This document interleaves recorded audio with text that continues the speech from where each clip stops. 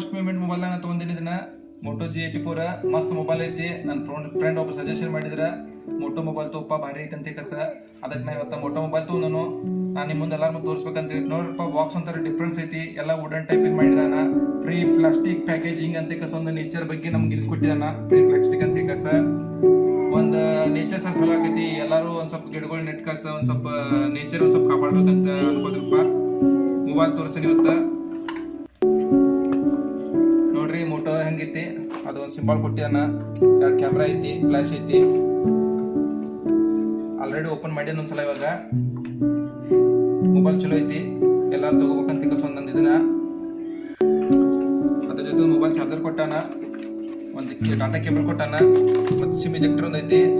Actually ಈಗ ಎಲ್ಲ mobile ಜೊತೆ ಯಾರು ಚಾರ್ಜರ್ ಏನು ಕೊಡ್ತಾ ಇಲ್ಲ, ಆದ್ರೂ ಇವ್ನು ಕೊಟ್ಟಾನ. 33 ವ್ಯಾಟ್ ಚಾರ್ಜರ್ ಇದೆ, ಮತ್ತು ಮೊಬೈಲ್ ತುಂಬ ಸ್ಮೂತ್ ಇದೆ.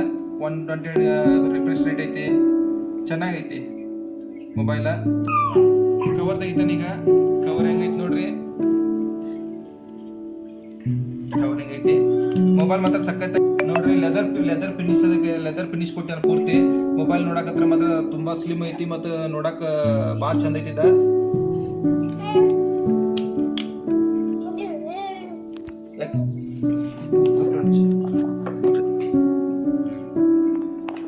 ಆ್ಯಕ್ಚುಲಿ ಮೊಬೈಲ್ ನಾನು 19,000 ಕೊಟ್ಟು ತೊಗೊಂಡೇನ.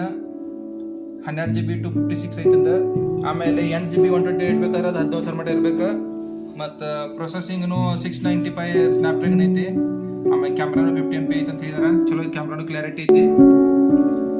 ಮೊಬೈಲ್ ಆಲ್ರೌಂಡ್ ಇದೆ, ಎಲ್ಲಕ್ಕಿಂತ ಚೆನ್ನಾಗಿದೆ ನೋಡು. 120,000 ಒಳ್ಳೆ ಮೊಬೈಲ್ ಅಂತ ನನ್ನ ಅನಿಸಿಕೆ.